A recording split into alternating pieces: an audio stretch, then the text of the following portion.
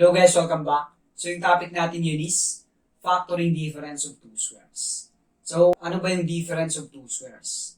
So yung difference of two squares, dalawang perfect squares lang to na separated by a minus sign. So pag sinabi nating perfect squares, mga numbers lang to or variables kung saan yung exponent niya is divisible by 2. So example ng difference of two squares, a squared minus b squared. So perfect square siya na separated by a minus sign. So, perfect square siya kasi divisible by 2 yung exponent. Then ito. So, perfect square. Yung 4 is perfect square siya. Equal siya sa 2 squared. So, nandito yung mga list ng mga perfect square numbers para meron kayong guide. So, and then x squared. Perfect square kasi divisible by 2 yung exponent. Then, 36. Perfect square siya. 6 squared. So, separated by a minus sign yung mga perfect square natin. So, difference of two squares. So, same din dito. 16 and 81, perfect squares. X squared and y squared, perfect square. And separated by a minus sign. So, now, pag ipo-factor down natin to, yung difference of two squares. So, yung result niya is, i-multiply lang natin yung sum and difference ng square root ng first term and square root ng second term. So, a plus b times a minus b. Okay? So, square root ng a squared is a. Then, plus minus square root ng second term. Square root ng b squared is b. So, ganun lang yung formula ng difference of two squares. Now, familiar siya, no? Kasi, sa special products, product of sum and difference of two binomials. Okay? Binaliktad lang natin dito kasi factoring na tayo. So, gamitin natin yung formula dito. So, for example, number 1 natin. So, gagawin daw natin, i-multiply lang natin yung sum and difference ng square root ng first term and square root ng second term. So, kunin natin yung square root ng first term. Square root ng 4, that is 2. So, lagay lang natin. Square root ng x squared, that is x. Then, plus minus square root ng second term. So, square root ng 36, that is 6. Kasi 6 times 6 is 36. So, nandun. Nakikita niyo siya. Then, ito naman. For number 2. Yan, pa-factor natin siya. So, i-multiply lang natin yung sum and difference ng square root ng first term and square root ng second term. So, square root ng first term, square root ng 16, that is 4. Kasi 4 squared is equal to 16. Then, x squared. Square root ng x squared is x. So, pag nag-square root tayo, dinidivide lang natin ng 2 yung exponent. Okay?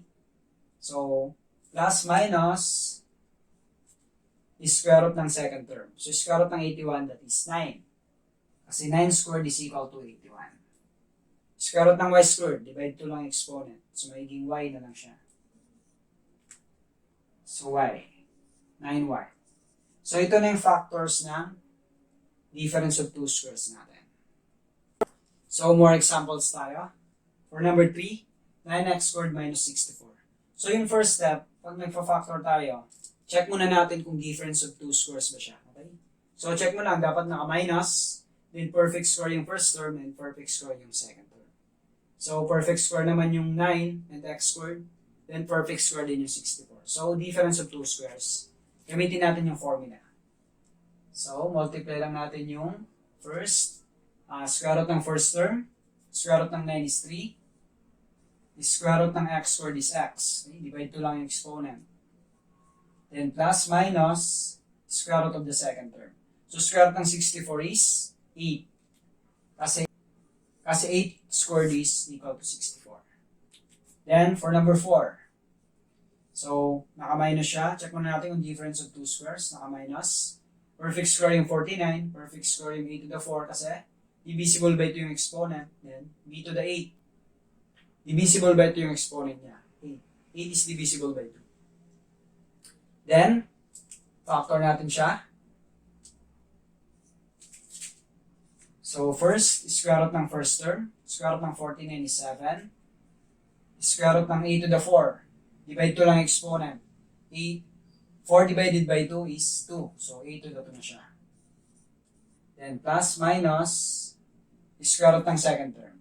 Divide 2 lang exponent. 8 divided 2, that is 4. So, b to the 4. So, ganun lang. Then, last. Yan. Check natin. Nakaminus siya. Perfect square yung 25. Perfect square yung a to the 6 kasi divisible by 2 yung 6. 36, perfect square. And then b squared, perfect square siya. So, difference of two squares. Factor natin. Gamit yung formula. So, square root ng first term. Square root ng 25 is 5. Kasi 5 squared is 25. Then, square root ng a to the 6. Divide 2 lang yung exponent. 6 divided 2, that's 3. So, a to the 3 siya.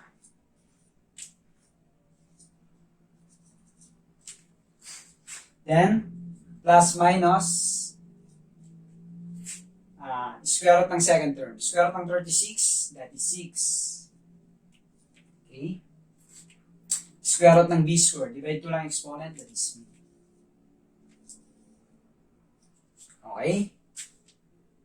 So, yun na yung final answer natin. So, ito na yung factors nito. Comment below guys kung nakatulong yung video ito. Thank you for watching and don't forget to like this video.